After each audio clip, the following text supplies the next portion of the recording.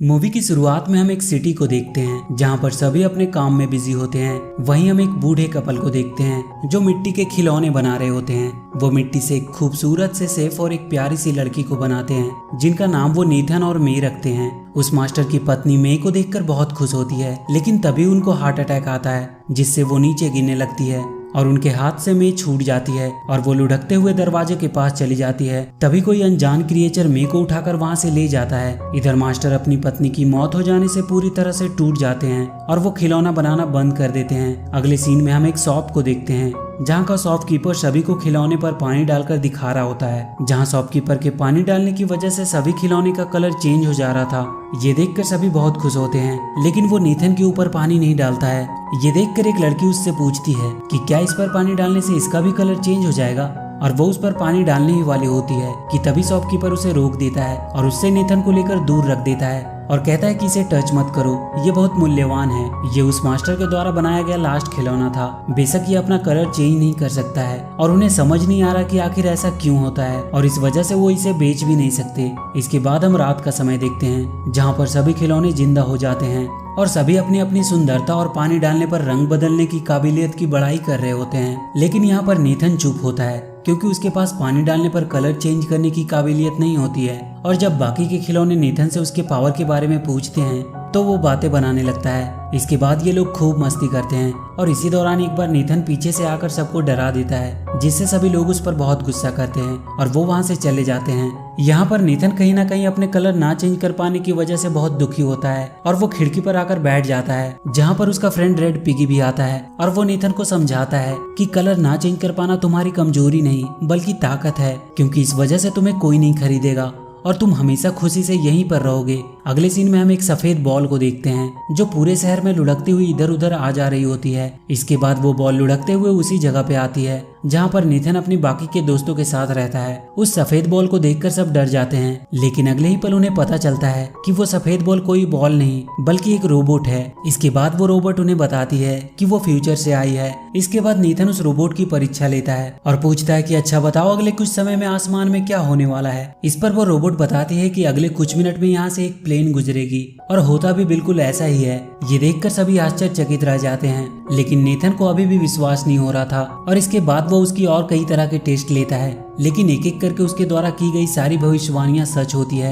ये देखकर नेथन को भी पूरा विश्वास हो जाता है कि वो रोबोट सचमुच फ्यूचर से आई है। इसके बाद वो उस रोबोट से अपने कलर ना चेंज कर पाने की वजह पूछता है, लेकिन वो इस सवाल का जवाब नहीं दे पाती है और वो नेथन को बताती है कि शायद इसका जवाब फ्यूचर में उस जगह जाने पर मिल सकता है जिस समय तुम्हें बनाया गया था। रोबोट का ये आइडिया नेथन को बहुत पसंद आता है और वो उसके साथ उस झूले की तरफ निकल पड़ता है जहाँ से एक वर्म होल की मदद से रोबोट भविष्य से यहाँ आई थी। वो किसी तरह इंसानों की नजर से बचते हुए बड़ी मुश्किल से आगे बढ़ रहे होते हैं। वहीं दूसरी तरफ हम रेड पिगी को देखते हैं जो एक साइंस की किताब को अपने पीठ पर बांधकर नेथन की तरफ निकल पड़ता है, क्योंकि उसे साइंस में बहुत रुचि होती है। इसलिए उसे लगता है कि वो नेथन को भविष्य में जाने में मदद कर सकता है। वहीं दूसरी तरफ हम नेथन और रोबोट को देखते हैं जो बहुत मुश्किलों का सामना करके किसी तरह उस झूले के ऊपर पहुंच जाते हैं, जहां पर रोबोट के हिसाब से वो वर्म होल था जिसकी मदद से वो भविष्य से यहाँ आया था। लेकिन वहां पर कुछ भी वैसा नहीं होता है और वो दोनों फ्यूचर में जाने के चक्कर में गिरते हुए एक घर में आ जाते हैं जहाँ पर ढेर सारे पालतू जानवर होते हैं और यहाँ पर एक बूढ़ा कछुआ भी होता है। वो जब नेथन की परेशानी के बारे में सुनता है तो वो उसे बताता है कि तुम्हारे सवालों का जवाब एक ही आदमी दे सकता है, जिसका नाम है 3W मैन, जो सब कुछ जानता है, जो सबसे बड़ा ज्ञानी है। उसके पास हर सवालों का जवाब होता है। इसके बाद वो नेथन को एक मैप दिखाता है और बताता है कि 3W मैन तक पहुंचने के लिए उसे अंडरवर्ल्ड के अंधेरे रास्तों से होकर जाना पड़ेगा और उन अंधेरे रास्तों में इविल फ्लैश नाम का एक शैतान रहता है जिनसे उन्हें बचकर आगे बढ़ना होगा, वरना अगर उसकी नजर उन पे पड़ गई तो या तो वो उन्हें बंदी बना लेगा या फिर जान से मार देगा। इसके बाद नेथन रोबोट के साथ 3W मैन की तलाश में निकल पड़ता है। अब ये दोनों इंसानों की नज़र से बचते हुए गटर में आ जाते हैं और गटर के रास्ते आगे बढ़ने लगते हैं। आगे बढ़ने के दौरान एक बार नेथन रोबोट को यूं ही स्पिन करने को बोलता है और वो ये देखकर हैरान हो जाता है कि वो रोबोट सच में स्पिन करने लगती है।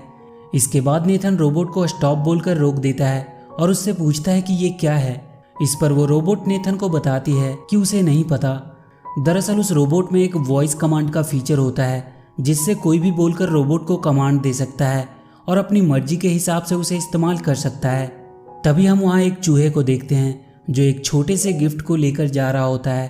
अब जब नेथन रोबोट के साथ कुछ आगे बढ़ता है कि तभी उसे नीचे वो गिफ्ट पड़ा दिखाई देता है जो वो चूहा लेकर जा रहा था। नेथन उस गिफ्ट को उठा लेता है और वो उसे एक गिफ्ट के तौर पे उस रोबोट को दे देता है और वो रोबोट उसे लेकर बहुत खुश होती है और उसका सिस्टम नेथन को एक फ्रेंड के तौर पे एक्सेप्ट कर लेता है।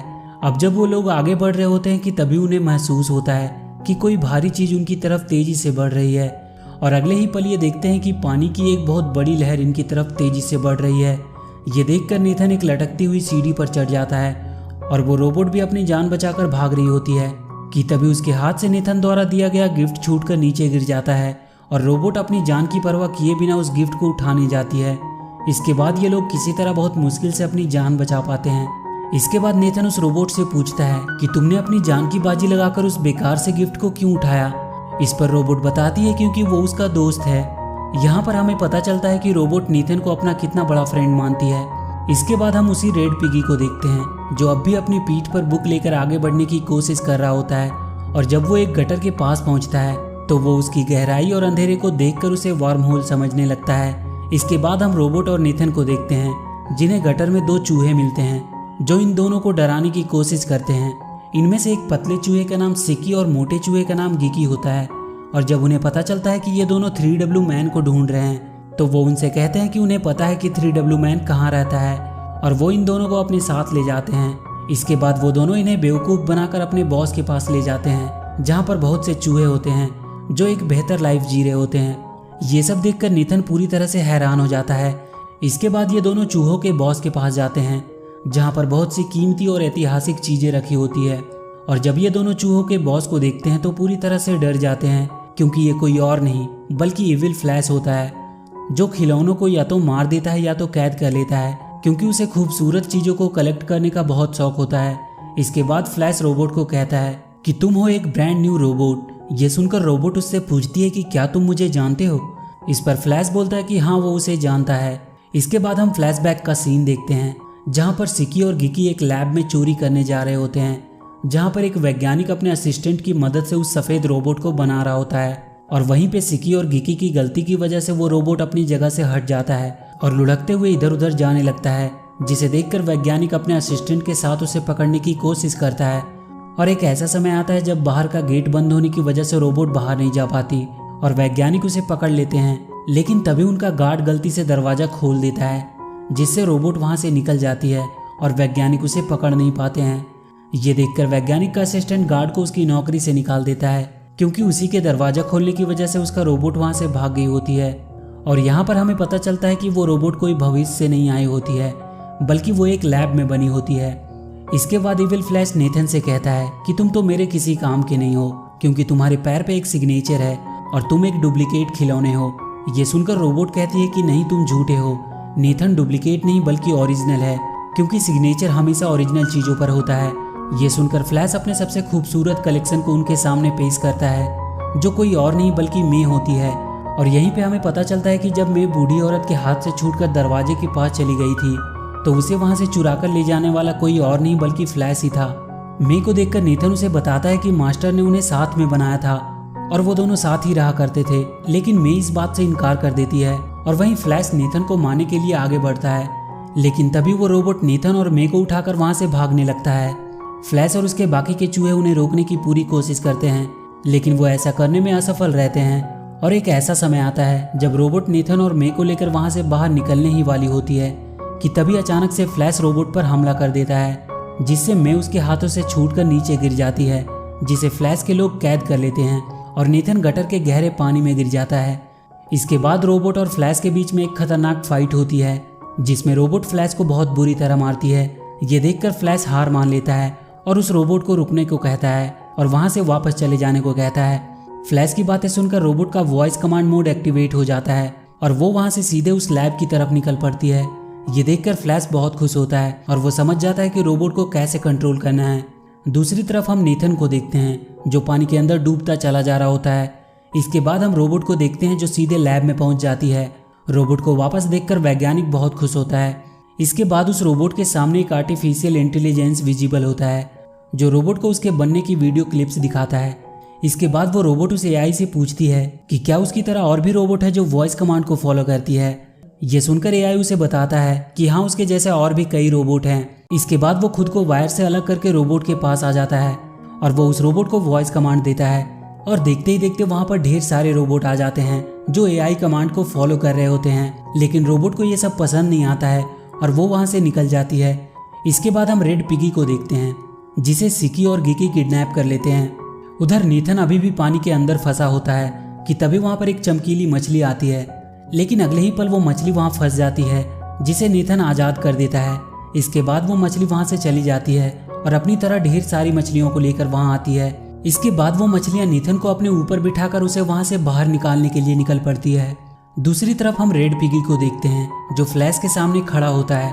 फ्लैश पिगी को टॉर्चर करके उससे पूछता है कि बताओ रोबोट कहाँ पर है, लेकिन पिगी उसे कुछ नहीं बता पाता है क्योंकि उसे खुद नहीं पता होता है कि रोबोट कहाँ पर है। ये सुनकर फ्लैश पूरी तरह से फ्रस्ट्रेट हो जाता है।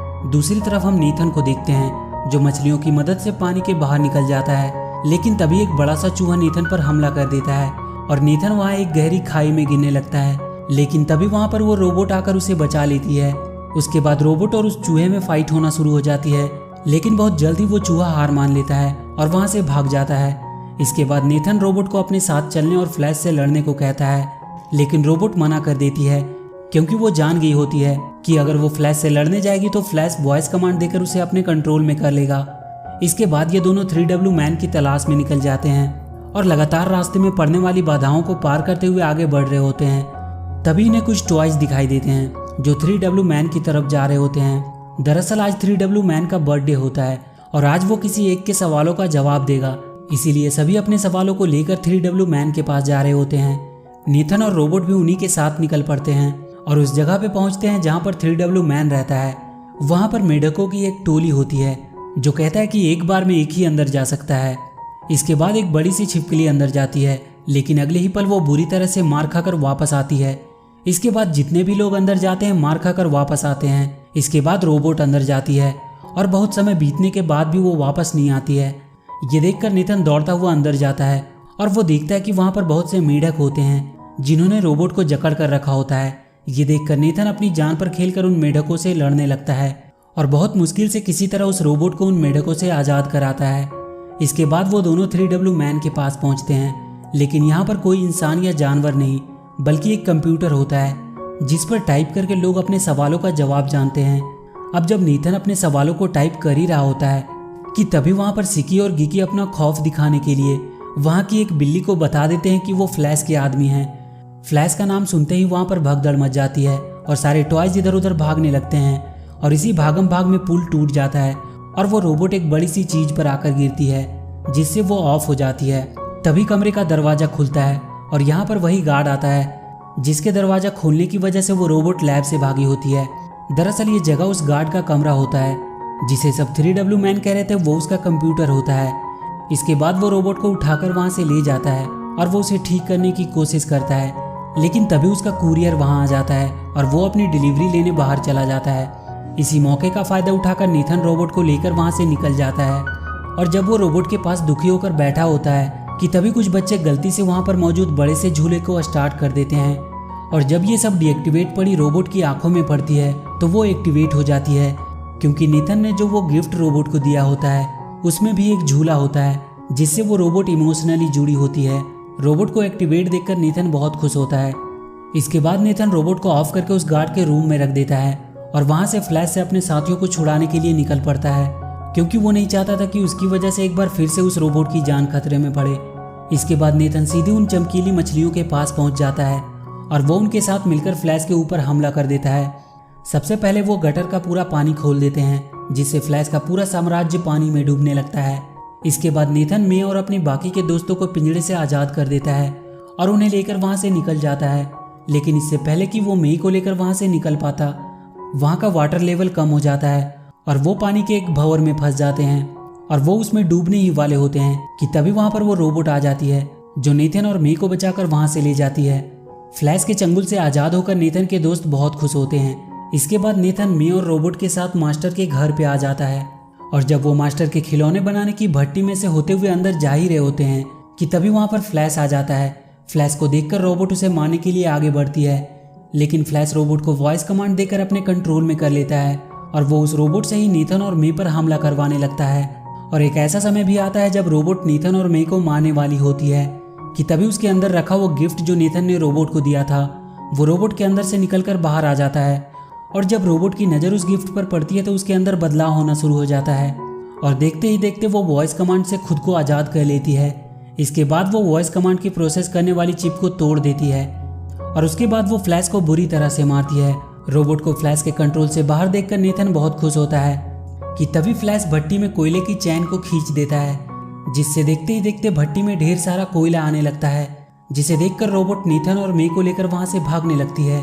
लेकिन तभी फ्लैश भट्टी की आग वाली बटन को एक्टिवेट कर देता है, जिससे वो पूरी भट्टी जलते हुए कोयले से भरने लगता है।